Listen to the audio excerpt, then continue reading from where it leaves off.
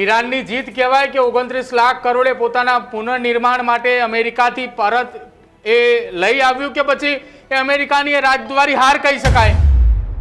આવી એકાદ શરત પણ જો ઈરાન મનાવી લે તો અમેરિકા ઘૂંટણીએ પડી ગયું એવું સાબિત થાય આનાથી. બદલામાં અમેરિકા પણ ઈરાન પાસેથી કેટલીક વાતો બનાવશે, પણ ઈરાન સ્ટ્રેટેજિકલી જાણે છે કે આપણો હાથ ઉપર છે. સ્ટ્રેટ ઓફ હોર્મુઝ બંધ રહે ને તો આમાં સીધી રીતે અમેરિકાને કોઈ નુકસાન નથી. એટલે જે દુનિયાના 160 દેશો સાથે અમેરિકા ધંધો કરે છે, વેપાર કરે છે, એ તમામ દેશો પ્રેશર કરી રહ્યા છે અમેરિકાને કે ભાઈ તમે સ્ટ્રેટ ઓફ હોર્મુઝ ખોલાવો. યુએન ચાર્ટરનો ઉપયોગ કરીને ઈરાન કહી રહ્યું છે કે અમે અમારી આત્મરક્ષા માટે હોર્મુઝ બંધ કર્યું છે અને હોર્મુઝ અમે ત્યાં સુધી નહીં ખોલીએ જ્યાં સુધી અમને એ વાતની ખાતરી ન મળી જાય કે હવે ઈરાનના સાર્વભૌમત્વ પર કોઈ હુમલો નહીં કરવામાં આવે. આખો વિડીયો જોતા પહેલા હજુ પણ અમારી ચેનલને સબસ્ક્રાઇબ નથી કરી તો યુટ્યુબ પર સબસ્ક્રાઇબ કરો અને ફેસબુક અને ઇન્સ્ટાગ્રામ પર ફોલો કરો.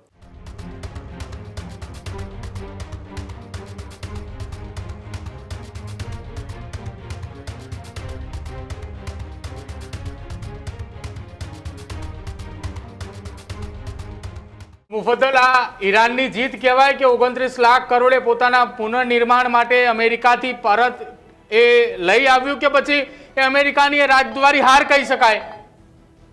જો સ્ટ્રેટ ઓફ હોર્મુઝ બંધ રહે ને તો આમાં સીધી રીતે અમેરિકાને કોઈ નુકસાન નથી, પણ સ્ટ્રેટ ઓફ હોર્મુઝ બંધ રહેવાથી આખી દુનિયામાં જે વૈશ્વિક ઉર્જા સંકટ આવી રહ્યું છે, ક્રૂડ ઓઇલનો જથ્થો નથી નીકળી રહ્યો. આપણે કાલે જ એક સમાચાર પ્રસારિત કર્યા કે ભાઈ ટાઇલ્સના દરોમાં વધારો, આ બધી સ્થિતિ કેમ ઊભી થઈ રહી છે? ત્યાંથી જે ઈંધણ આવી રહ્યું છે એ જથ્થો નથી આવી રહ્યો ભારતને. ભારતની પ્રોડક્ટ એક્સપોર્ટ નથી થઈ રહી ગલ્ફ કન્ટ્રીમાં જે સ્ટ્રેટ ઓફ હોર્મુઝ થઈને જતી હતી. એ ખાલી ઈંધણની વાત નથી, કાર્ગો કન્ટેનર પણ અટકી પડ્યા છે. દુનિયાભરનો માલ સામાન જે એક્સપોર્ટ થતો હતો વાયા સ્ટ્રેટ ઓફ હોર્મુઝ એ પણ બંધ છે.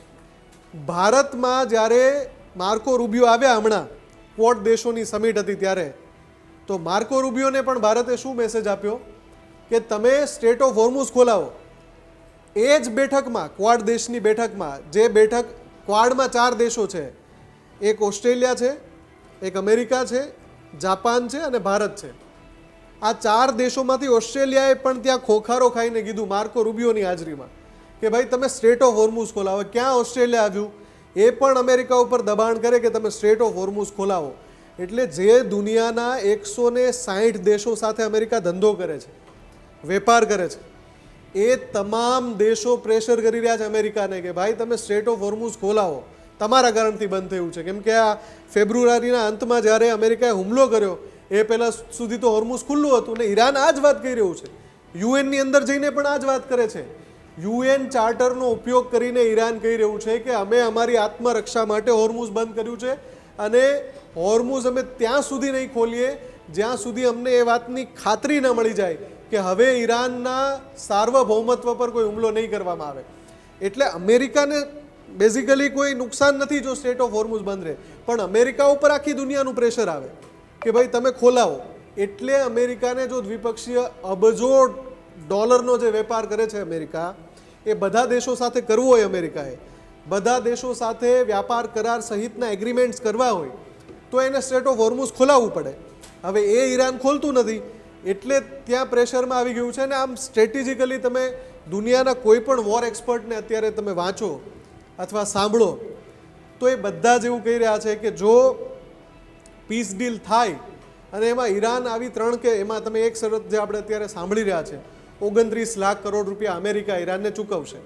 રકમ જે પણ હોય, જેટલા હપ્તામાં ચૂકવવાની હોય, જેવી રીતે ચૂકવવાની હોય, આવી એકાદ શરત પણ જો ઈરાન મનાવી લે તો અમેરિકા ઘૂંટણીએ પડી ગયું એવું સાબિત થાય આનાથી. બદલામાં અમેરિકા પણ ઈરાન પાસેથી કેટલીક વાતો બનાવશે, પણ ઈરાન સ્ટ્રેટેજિકલી જાણે છે કે આપણો હાથ ઉપર છે. એટલે તમે જે કહી રહ્યા છો કે આમાં ઈરાનની જીત કે અમેરિકાની હાર, આ એવી સિચ્યુએશન હશે જ્યાં સ્ટ્રેટેજિકલી બંને માટે, ઈરાન ને અમેરિકા બંને માટે વિન વિન સિચ્યુએશન હશે. આ જ પ્રકારની તમામ અપડેટ જોવા માટે ન્યૂઝરૂમ ગુજરાતને લાઇક, શેર અને સબસ્ક્રાઇબ કરવાનું ભૂલતા નહીં.